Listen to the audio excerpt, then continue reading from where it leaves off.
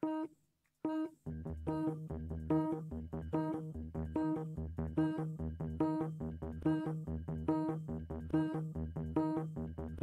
name is Fernando Hernandez Espino. I'm from Durango, Mexico. I was born there. I'm an activist and a researcher.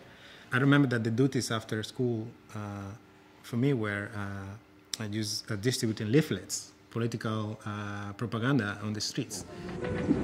De haber podido ser presidente de la República y haber podido así. Everybody knows Diaz Ordaz because when you look at him, he's an ugly, physically ugly person that was known to be ugly.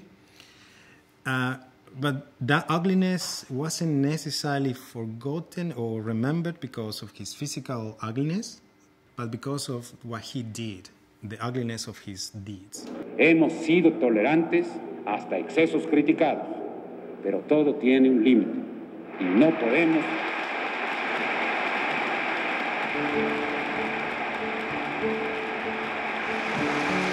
podemos permitir ya que se siga quebrantando irremisiblemente el orden jurídico como a los ojos de todo mundo ha venido sucediendo. Well, in Mexico, pretty much everybody remembers 1968 because of the killing of the students. It's a stain in the history of Mexico that everybody knows. When you listen to the speech, he begins by stating all sort of constitutional articles calling for what is the role of the president. And of course, what he's got in mind, what follows in the speech is basically a warning. I see it as a father telling their children, stop now, go to your bedroom and be there. I have the authority to actually send you to your bedroom. But in words of a better intellectual, I guess, Enrique Krauss, who is a Mexican historian, he described Diaz Ordaz as one of the most authoritarian politicians ruling in one of the most liberal decades so far. And that basically describes, in my opinion, what was going on. It was him trying to warn, not trying, but warning everybody that was on the streets and telling them that he had the power and the authority to do it, and he would do it.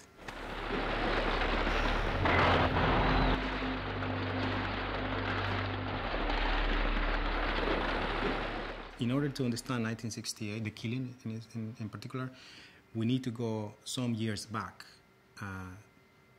Because repression and state violence was very common. It was a practice that was kind of institutionalized to silence any sort of dissidents. One of the things that you will find always in common in all this shut up or exercise of violence was that Diaz Ordaz was always there.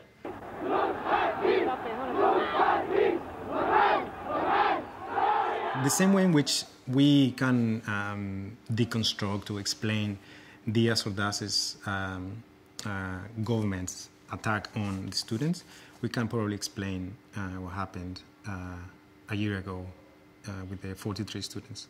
This is not really a different time. It's really the same political practice, the exercise of state violence towards civilians that decide to claim democracy or justice. And for me, that's very fundamental.